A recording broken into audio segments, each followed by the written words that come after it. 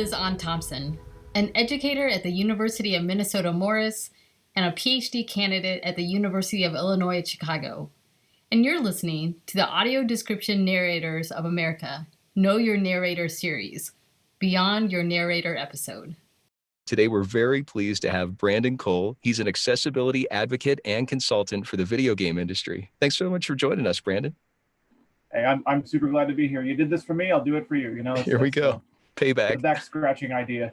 There you go. What do you love about audio description, Brandon? Pretty much everything. I think that's fair to say. There was a time growing up when audio description was a rarity. You know, when I was a kid, I learned about audio description for the very first time from versions of movies that had audio description that I got from the library. The library. And they were all like movies that were older than I was. And there was nothing wrong with that, but it fascinated me back then.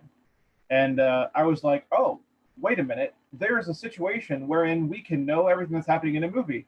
I didn't know that was a real thing. Just watching audio description grow up as I have grown up, watching it become more prevalent in movies and TV and everything has been a wonderful, wonderful thing. And I think the real big boom happened, at least for me, the real big boom happened with Netflix and their adoption of audio description and just making it available on all their original titles right away. That's when I finally became what I would say a heavy watcher of content, heavy absorber of content, if you want to put it that way, because there was so much all of a sudden and I could take it in along with everyone else. And it was great. And I love it. It's the method by which I fully absorb content that the side are also absorbing. Very cool. And like you said, being able to watch the content now with Netflix and so many other streaming services, you've been also sharing some on your Patreon, some reviews of TV shows, and you're also including reviews of the audio description in addition to the show itself. The actual show, yeah. Yep, that's the point. And that's how I promote. That's how I approach a lot of things. So this might sound like it's off subject, but it's technically not. So there's a movement that myself and my fiance started called the Breakdown Walls movement. And the whole idea, we have a little kitten. That's what you just heard, a little mewling in the background. We have a little kitten now. Her name's Anna. Anyway, there's a movement called the Breakdown Walls movement that we started. And the idea behind it is breaking down the barriers between disabled and non-disabled gamers, streamers, and generally human beings. You know, just bringing each other together, being nice to each other, just being supportive, lifting each other up, and that sort of thing. And I kind of approach my reviews of content the same way. I want to review the show because everyone can appreciate a good show review. But then, for those who require audio description, I provide some information about that as well. Yeah. Very cool. And I kind of want to make a comment that is there a difference between a streamer and a human being or a gamer? But that's so the streamer is the specific category. The human being is the general category. That's why I say gamers, streamers, and generally human beings. But yes, you're right. Terrible joke on my part. Yeah, attempt at a joke. Anyway. One of the cool things that you mentioned about break down the walls is that there are some walls, maybe systemic walls. I don't think that they're deliberate, but in your efforts that I've seen specifically on social media, as well as your reviews and break down walls in general, it's been bridging a gap between audiences and the entertainment industry, whether the entertainment industry is games or streamers or just connecting with people in general. Can you talk a little bit more about that? Yeah. The idea is, hey, guess what? We're all gamers or consumers or watchers or viewers or whatever. You know, we're all in the same place. Whether or not some of us are disabled and some of us are not, we're still all together in the same place doing the same thing, or at least we're trying to do the same thing. And we all want to have the same conversations as one another. We all want to talk about that book we just read, or we want to talk about that show we just watched, or we want to talk about that game we just played. And we want to talk about the same ones as everyone else. Yes, I'm not knocking audio games by any stretch of the imagination. I love audio games, and I respect them for what they are, and I respect the inspiration that they have provided me over the years as well. But that said, we still, we blind gamers especially want to have the same conversations about games that everyone else is having, which is why I fight so hard for accessibility, because that's how that happens in the end. So it is everything I do is trying to bridge some gap somewhere along the line. Yes. And let's talk a little bit about your consultant work in gaming. I've played The Last of Us 2 recently, and throughout the whole experience, I've been thinking about your efforts and what that must have been like to be Yeah. working as a consultant. Can you talk about maybe some of the aha moments that you had with the company? Well, I guess the best way to start this conversation would be to talk about how it got started with them. And there was a little bit of cleverness on my part, but a little bit of luck as well. So I won't go into the entire history of everything that I've done, but I spoke at the Game Accessibility Conference in 2017, the first ever Game Accessibility Conference. And before I did my speech, one of the guys running the show, Ian Hamilton, also an advocate for accessibility, very, very well known in the industry, he comes up to me, and he did this for everyone apparently. He comes up to me and he makes sure that I'm aware who's in the audience. And I'm pretty sure, like I said, I think he did that for everyone. He's like, okay, so you got representatives from Naughty Dog here, Ubisoft. Well, I latched on to that Naughty Dog thing that he just said. And I was like, oh, okay. So I then went up to speak about accessibility in a general sort of way, like this is the accessibility world that I envision and things like that. This is my experience playing games. This is how I play games now. Accidental accessibility, that being a thing. After a certain point, I started talking about my dreams, my idea of where I want accessibility to go. And one of the things I said was, knowing full well that Naughty Dog was in the audience, I said, what I wouldn't give to play a game like The Last of Us. That was the trigger point, because right there, immediately, so that one of the representatives is in the front row, and you can actually hear her in the recording saying, "Oh, we need to talk to this guy."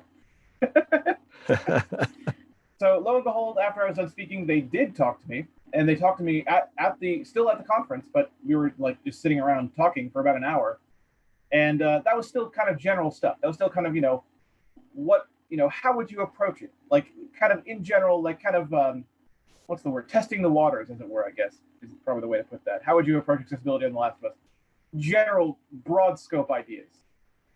And so we left the conference, and as far as I knew, believe me, this might come as a shock to you, but as far as I knew, that was that. That was the end of it. I had no idea that a couple weeks later, literally 2 or 3 weeks later, I got an email from the same person I'd been speaking to at the conference, and they said, hey, we would like to fly you down to the studio to talk to the entire team about this accessibility idea you have. And wow. So they did. And so I was flown down to the studio, and I did a conversation with the entire, basically a large portion of the team from every facet of the game's development, designers, audio designers, programmers, you name it. They were all there. And I talked about accessibility. They actually allowed me to demonstrate some games that I could play and how I could play them during that conversation. And basically, I did whatever I could to not only sell them on the idea of accessibility, but to sell them on the idea of me being the guy that they want to work with to make this happen. Like, that I knew what I was talking about, and if you want blind accessibility, I'm your guy. I'm the place to go. And apparently it worked, because the next thing you know, I was being invited back to do more. We started building stuff, we started testing things, and it started coming together. That's such a great story. I love how the culture that they brought, that they were not only at that accessibility conference, but they initiated reaching out to you. But also, you said clever and luck, but it's also your experience that what works for you and what can be. That there was definitely a coming together there. Yeah, I definitely agree.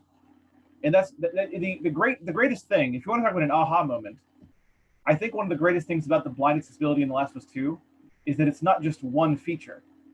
You just talked about coming together. Well, that's exactly what the accessibility in The Last of Us 2 does. It's a bunch of features, a whole bunch of features that put together make the game accessible to the blind. Let's pivot to talk a little bit more about your advocacy of audio description with specifically some of those reviews that we were talking about on your Patreon site. Yeah. One of the things that still strikes me is, as you had said several times in this conversation about that being in parity, that everyone can discuss the same thing. It's the water cooler conversations, even if they're on virtual Zoom calls right now during the pandemic, that Yeah. we're able Yeah. to connect and be able to talk about the same sort of things, that it's removing some of those barriers. Can you talk a little bit about how you approach your reviews of series or movies? Yeah. So when I'm writing a review for a series or a movie, I focus first on the movie or series that I'm reviewing, because that is the part that everyone can appreciate. Everyone wants to know how good a show is, what they can expect from the show or movie. They want to know how good a piece of content is based on, my opinion. And if they value that opinion, hey, maybe they'll go check it out. So that's the idea. First, the content itself.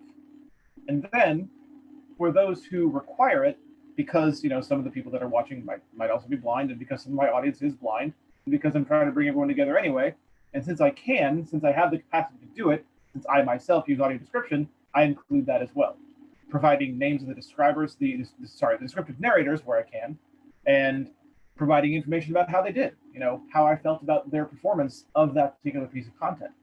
And I do that because that matters to people. People that utilize audio description have favorite narrators, and they have narrators they may not like so much. It's a thing. It's just like with anything, just like with audiobooks, just like with actors. It's just a thing. And so that information is vital, especially to know how someone does in relation to the content. That's another part of it too. There are some narrators, I think, at least for me personally, I think have strengths in certain types of content. Jedediah Barton, I think, is very good at, for instance, the action-heavy type of content. May not be so good at a Disney children's movie. I don't know. I've never heard him try, but just an example. Sure. And so the performance does matter to you as a Yeah. consumer of this content, that those nuances that you're describing, that there's certain anchors that you can latch onto when it comes to naming someone, for example, like Jedediah. It's like, here's something that works for me, and here's something that maybe might not be a fit. And to be able to have that conversation and know that there are opinions, but also there's definite preferences too. It sounds Yeah. like Yeah. when it comes to the performance, that includes the performance of the voice talent, but also the writers as well. Yes. Absolutely. Absolutely. Yes. There is a lot to be said for audio description writing, especially in those action-heavy things that I mentioned before. If something is full of things going on at all times, it's hard for anyone to keep track of all that. Even sighted people have trouble keeping track of all that. So to have it be your job to sit down and watch this probably multiple times just to get it right, and just to get all the description in place and keep everything that's important up front, has to be a monumental task, especially in situations like action shows and action movies.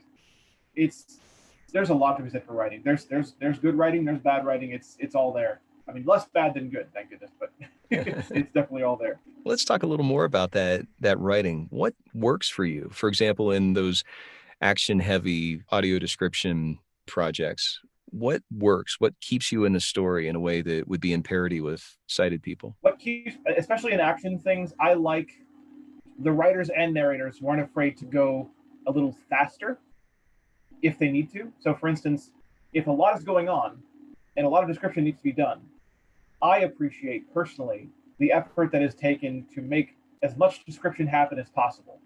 If you're watching a choreographed fight sequence, if the closer we can get, I know it's not always possible because these things happen very quickly, but the closer we can get to the describer pointing out every kick and punch of a choreographed fight, or every swipe of a sword in the choreographed fight, I appreciate it more, because the closer that they get to that, the more into it that I personally am. Every time there is a hit that I can tell happens because the audio of the show or movie, if there's a hit, but whatever the hit wasn't described, it kind of pulls me away a little bit. I'm like, well, what was that? I mean, I know there's other stuff that's happening, but what was that?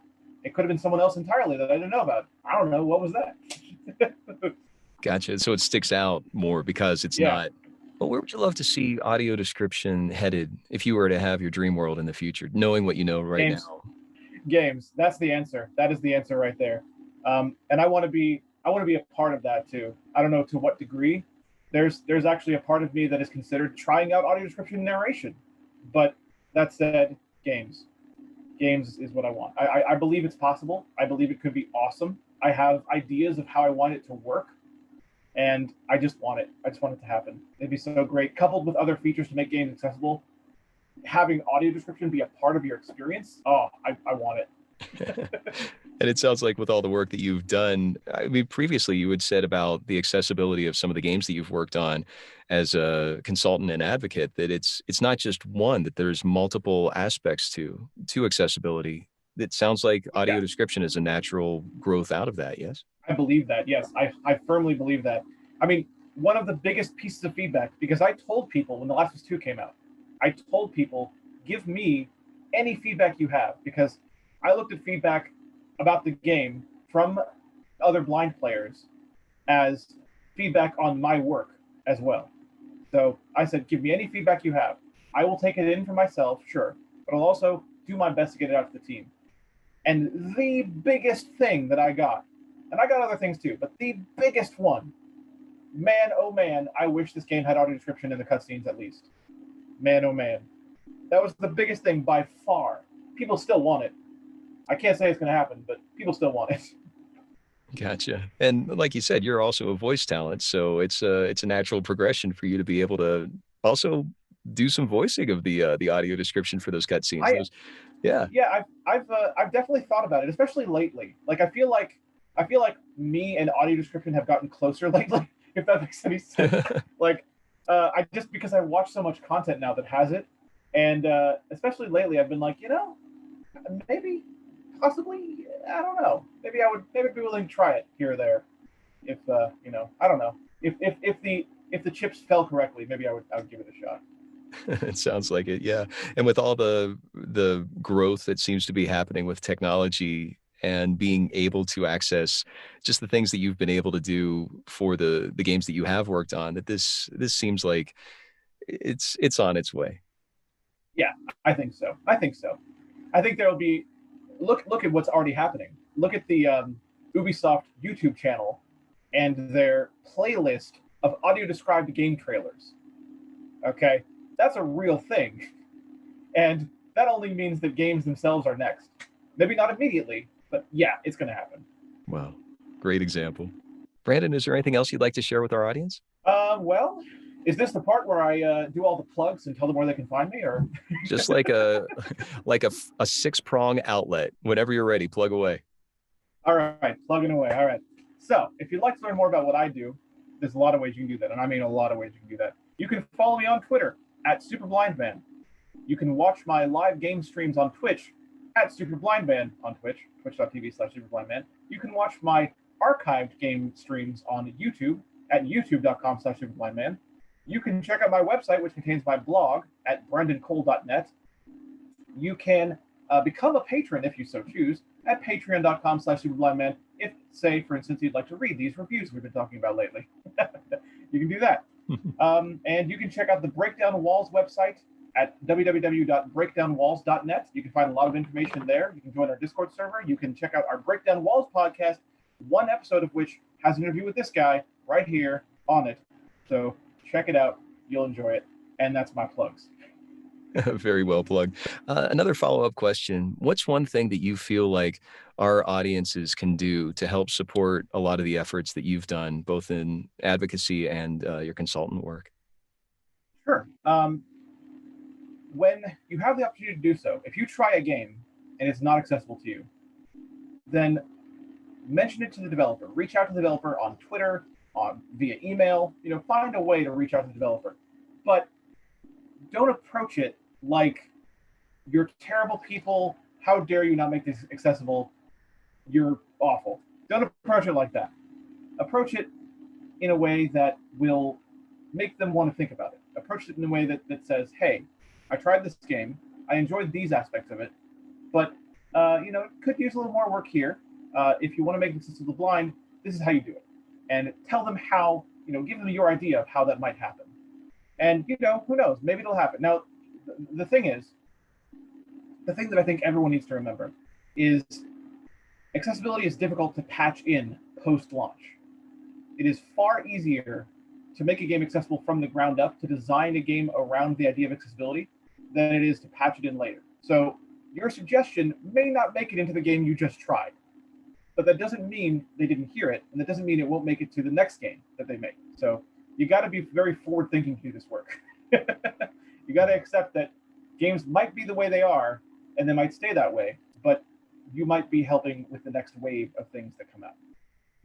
Wow, that's really great. That's so well said. I love how reaching out does make a difference, and in how you reach out, the practical aspect. And Yeah. how great to know that, instead of a patch, that designing around from the beginning, that is a possibility. And it could take some time. It's not necessarily going to be a flip of a switch.